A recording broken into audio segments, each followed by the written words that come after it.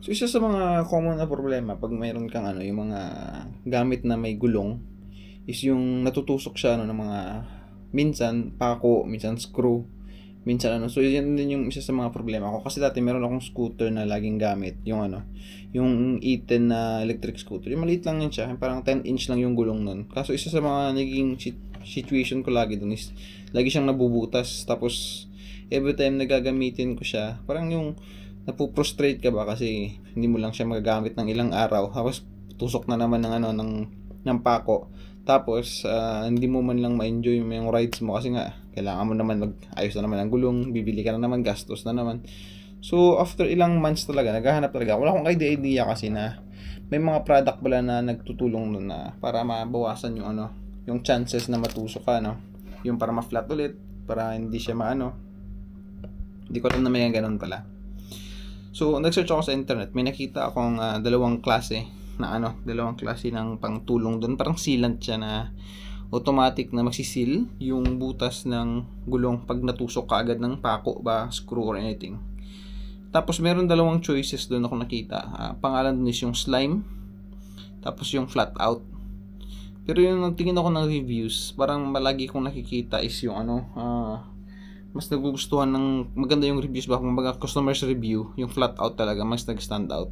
Medyo mas mahal siya kumpara sa ano sa tawag mo diyan sa slime out. Kaso ang kagandahan lang nung ano flat out daw is mas ano talaga daw siya, mas effective daw siya talaga. Kaya ano sinubukan kong bumili, and actually kakadating niya lang kahapon. Nag-order ako sa Amazon, kakakuha ko sa kanya. Ito siya, yun, ito. I think nasa 110 dirhams or 120 dirhams ito. Kaya medyo mahal din siya. Tapos, sa base sa instruction dito, ang nakalagay lang dito is 1/4 bag per tire. So, bali dalawang ano lang, no. Apat na gulong ng ano ng scooter natin. So, pero dalawa lang. So, it means meron pa tayong pang gamit pa ulit. Meron akong ano lang. And problema dito is hindi ko alam paano siya ilagay. Nag-search din ako sa internet. May nakita akong isang gamit na kailangan mo. Sana yun, bumili ako doon kanina sa isang hardware store kasi wala akong mahanap sa malapit sa amin. Kaya pumunta ako sa medyo malayo-layo na lugar para lang makabili nito. So ito isa mga kailangan niya. Itong tool na to. Merong ibang design, meron ding mas maganda siguro dito. Pero ito yung isa sa mga pinakamagandang nakita ko na available doon. Ito siya. Ngayon yung dulo niya. Ganyan. Tapos ang purpose kasi nito is para tanggalin yung parang valve stem ng interior nyo. So papakita ko yun siya mamaya. Paano to gamitin, anong purpose nito. And then paano to sasabay dito. Ang problema ko nito is hindi ko alam paano siya i-gamitin kasi walang butas yung dulo. Tapos meron siyang parang straw sa loob. So, yun yung isa na nakita ko sa internet. Tapos bumili din ako ng isa pang isang gamit. Ang tawag nito is ito. Tire lining, I think. Tire liner. Kasi ang problema ko dito, mali yung sukat na nabili ko. Kasi 40 dirhams to. Ang mahal niya. And nagko-contemplate ako kung gagamitin ko ba yung wrong size na to, baka ika-damage pa ng gulong ko na mali yung nabili ko, maling sukat yung nabili ko.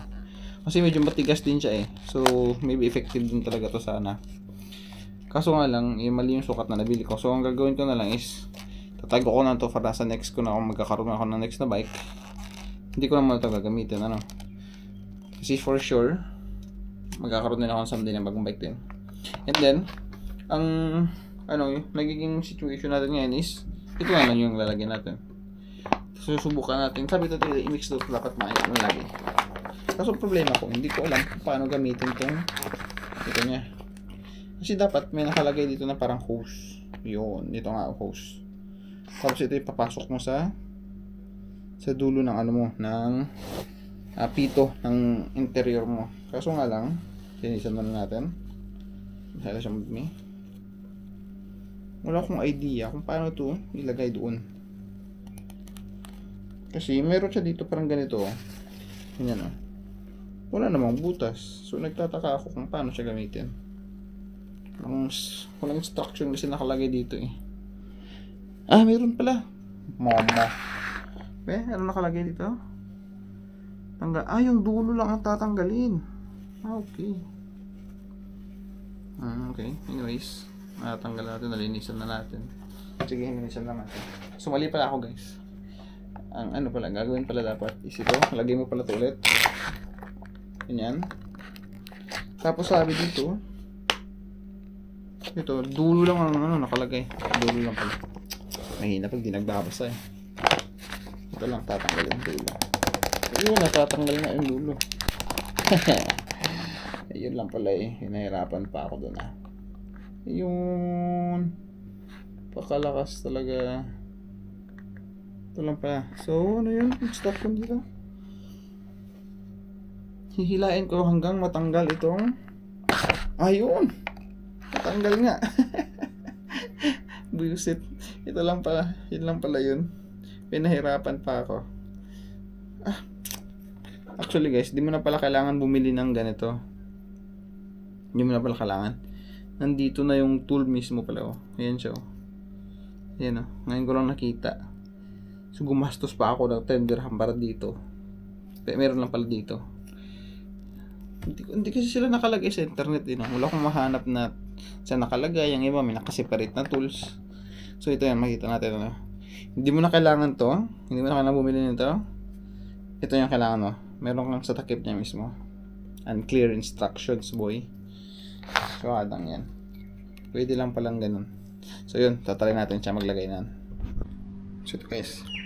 Kailangan natin tanggalin yung dulo ulit. Yung sabi ko kanina.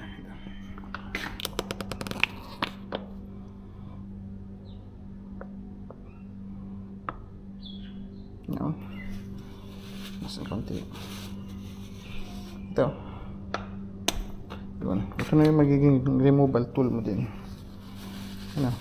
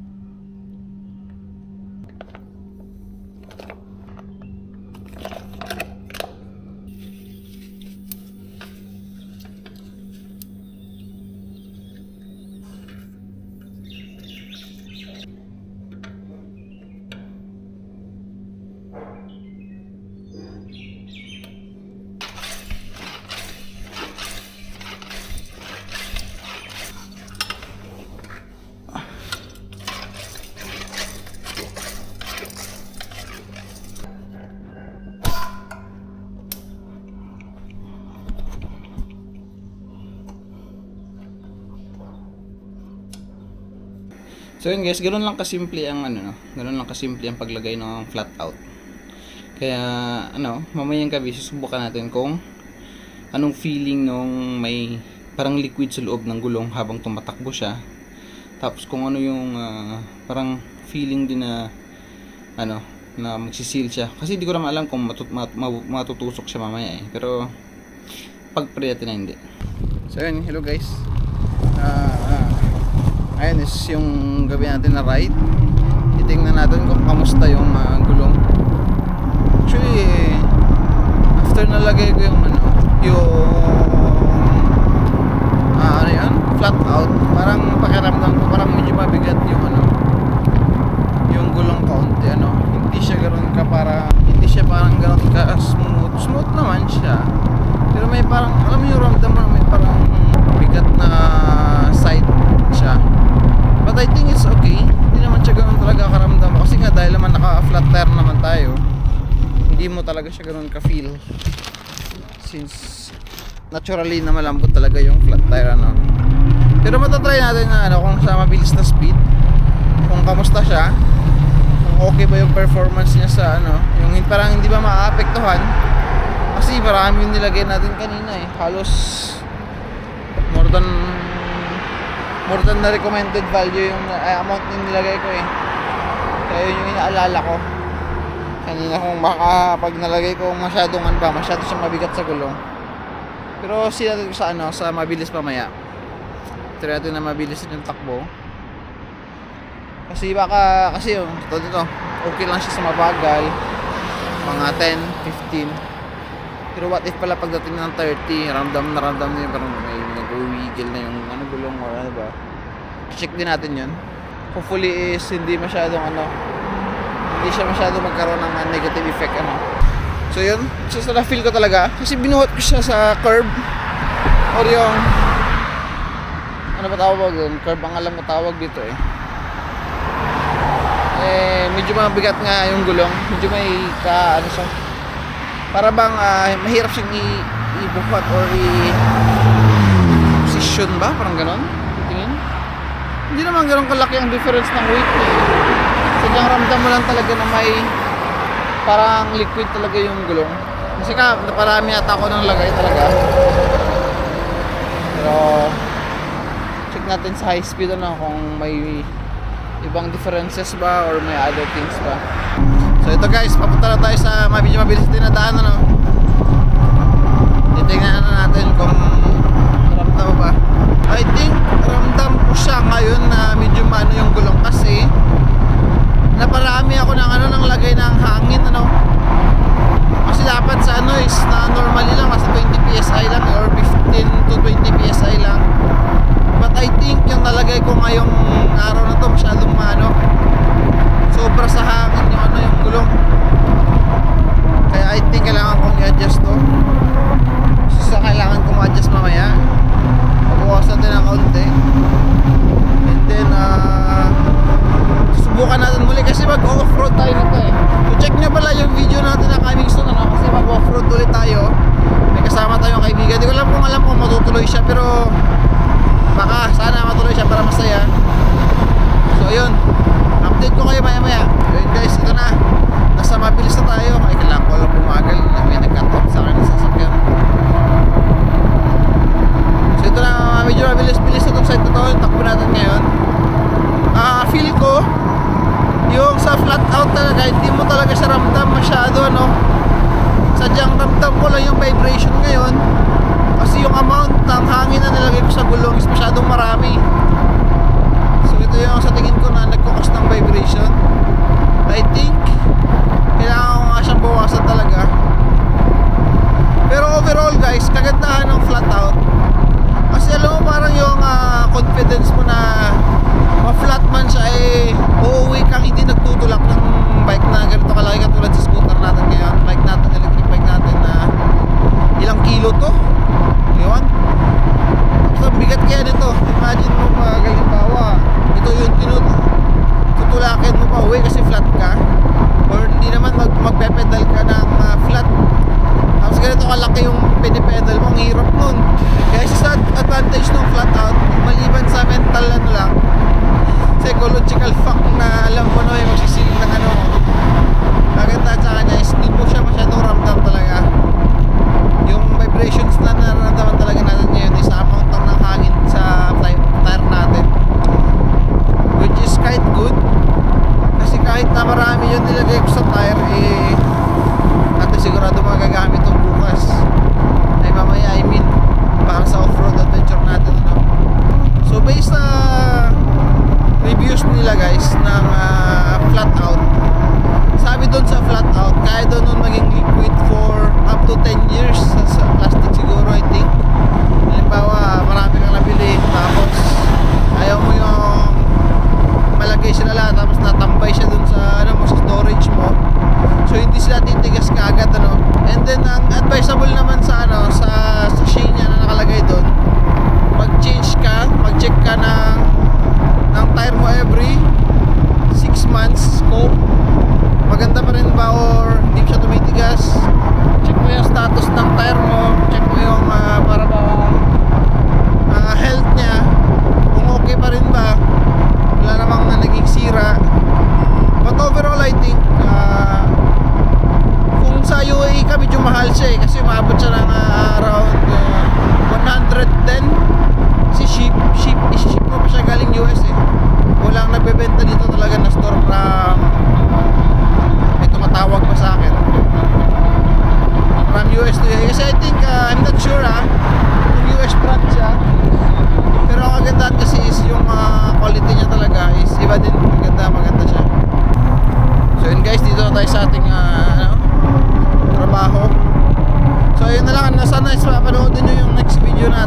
mag-adventure tayo sa off-road kasama yung kaibigan natin.